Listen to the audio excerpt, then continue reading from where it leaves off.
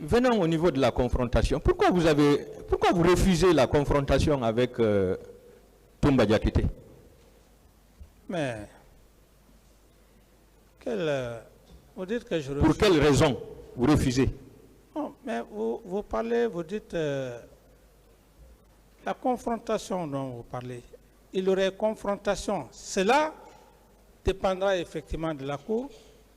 Il y aurait confrontation lorsque Toumba disait que c'est le président Dadis qui m'a envoyé au stade.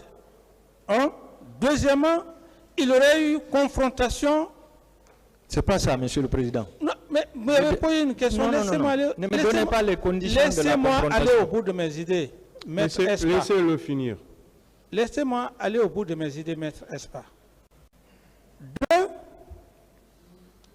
s'il aurait dit oui, le président Dadis à l'époque a donné des instructions à d'autres militaires, je pense que ça c'est ce qu'on appelle une véritable confrontation. Maintenant, s'il n'y a pas tout ça, la confrontation que vous vouliez, ça va se passer. Ensuite, j'ajoute un troisième aspect qui est extrêmement important. Si votre thèse est que confrontation et que M. Toumba aurait dit c'est le président Dadis qui m'a fourni des armes, c'est le président Dadis qui était en complicité avec moi, c'est ce qu'on appelle confrontation pour éclairer la lanterne de la Cour. Maintenant, d'autres questions? Je vous rafraîchis la mémoire. Toumba vous accuse d'avoir fourni des armes, un camion des armes.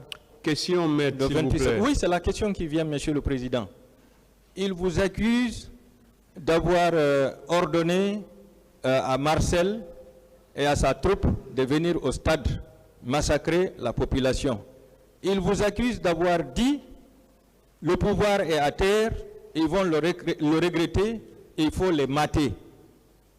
Oui, ça c'est... Vous ne voulez pas qu'il y ait une confrontation entre vous, ne serait-ce que par rapport à ces 3 points? Moi, je suis sur... j'ai donné 3 aspects. Maintenant, les autres affirmations, Toumba peut le dire. Une personne que tu as tenté de le tuer et que tu te rends compte...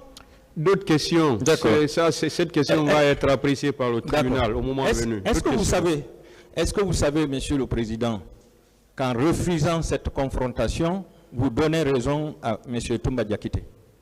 Je dis et je réitère, cette confrontation que vous êtes en train de faire, si la confrontation se passe, ça c'est des déclarations oiseuses qui ne sont pas fondées. Dire que une accusation, en matière de droit pénal, vous en savez mieux que moi. Ça a été posé plusieurs fois. Je fais remarquer que le commandant du groupement d'artillerie du camp Alpha Yaya Diallo, le colonel Mamadi De Condé, et le général Ansouman Kaba, le chef d'état-major de l'armée de terre, dans leur PV d'audition, ont fait cas de cette réunion qui s'est tenue à la présidence pour respecter les consignes que vous avez données. Oui, mais pas sur ma présidence. Pas sous votre présidence, monsieur le président. J'ai dit non et je dis non. Ça ne s'est pas passé. Je ne suis jamais vu... D'autres questions? Est-ce que vous êtes quand même d'accord que vous l'aviez donné cet ordre le 28 septembre? Non, je n'ai donné aucun ordre, maître. Sur le casernement? Aucun ordre? J'en ai déjà parlé, maître. Je ne vais plus répondre à cette question.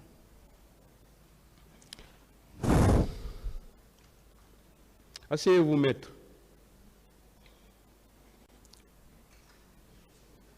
Alors, nous, de la partie civile, à partir de ces procès-verbaux de déposition de témoins, pour nous, vous avez donné l'ordre de consigner tous les militaires. Alors si cet ordre a été violé par la garde présidentielle qui relevait de vous, est-ce que vous savez que vous êtes la première autorité responsable de cette violation? Mais c'est de la bonne guerre.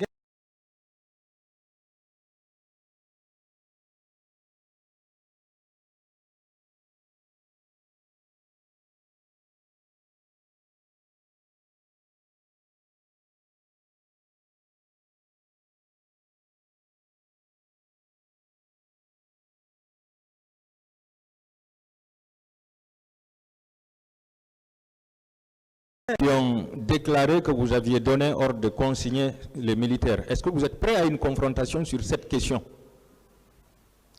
Je n'ai aucun avis si la Cour estime. Monsieur le Président, je sollicite la comparution à titre de témoin assisté par ces autorités militaires que je viens de citer pour être confronté à monsieur Moussa Dadis Camara par rapport à la question. Oui, mais ils vous diront ici... S'il vous plaît, c'est une demande qu'il est en train de faire. Ça ne vous est pas adressé. Voilà. Au moment opportun, le tribunal appréciera ça. Continuez avec les questions. Est-ce que vous savez, Monsieur le Président, qu'à cause de cette violation, de cette consigne, vous êtes complice de tous les crimes qui ont été commis au stade du 28 septembre par la garde présidentielle et les recrues de Kalea? Ça, c'est votre pensée, maître. Je ne peux vous l'occulter. Mais je ne suis pas complice de qui que ce soit, maître. Alors, dans l'armée, après le chef de l'État et le ministre de la Défense nationale, hiérarchiquement, quelle est l'autorité qui vient? Je n'ai pas de réponse à cette question, maître. C'est le chef d'état-major général des armées, non? Je n'ai pas de réponse à cette question. Vous n'avez pas de réponse. D'accord. Moi, je vous précise que c'est le chef d'état-major général des armées. Est-ce qu'un recrutement peut se faire, un recrutement dans l'armée peut se faire sans la participation du chef d'état-major général des armées? Moi, ce n'est pas au chef d'état-major général des armées. À l'époque, s'il devrait y avoir un recrutement, c'est au ministre de la Défense. Il a la voie hiérarchique. Je n'ai pas besoin d'appeler le chef d'état-major général des armées. Il y a un ministre de la Défense. C'est au ministre que je me réfère, maître. J'ai dit sans sa participation. Ça, c'est autre Puisque chose. vous êtes de l'armée. Ça ne ressort pas de mes attributions. Cette question, c'est entre le ministre de la Défense et son chef d'état-major à l'époque. En tant que commandant en chef des forces armées, militaire de votre État, qui a suivi les cours d'état-major général, est-ce qu'un recrutement peut se faire dans l'armée sans la participation du chef d'état-major général des armées?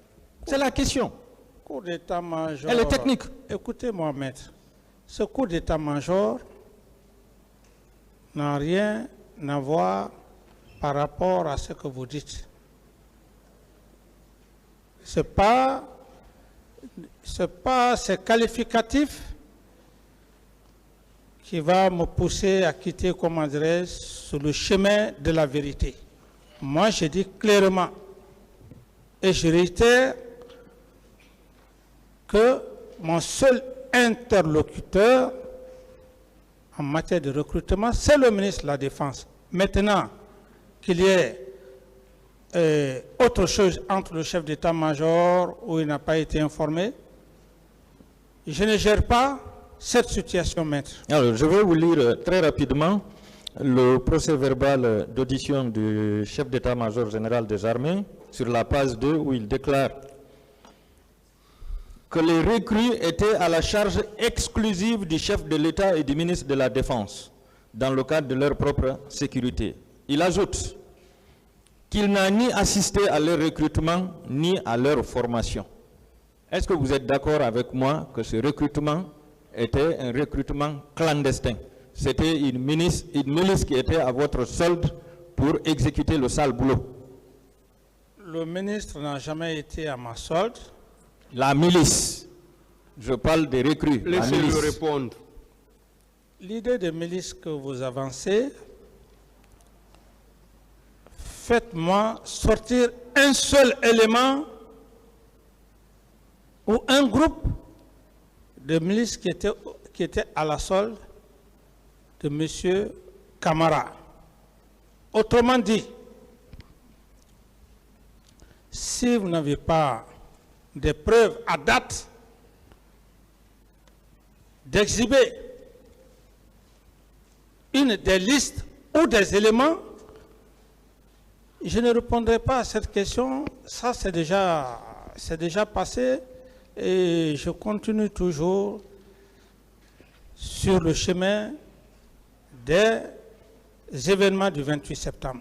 Est-ce que vous savez que le témoignage est déjà une preuve? Témoignage ou pas témoignage, maître, j'estime que... Oui ou non? Preuve par rapport à des affirmations non fondées, ça c'est votre preuve. Mais est-ce que votre preuve et ma preuve et celle de la Cour, c'est la même chose? Je laisse le soin à la Cour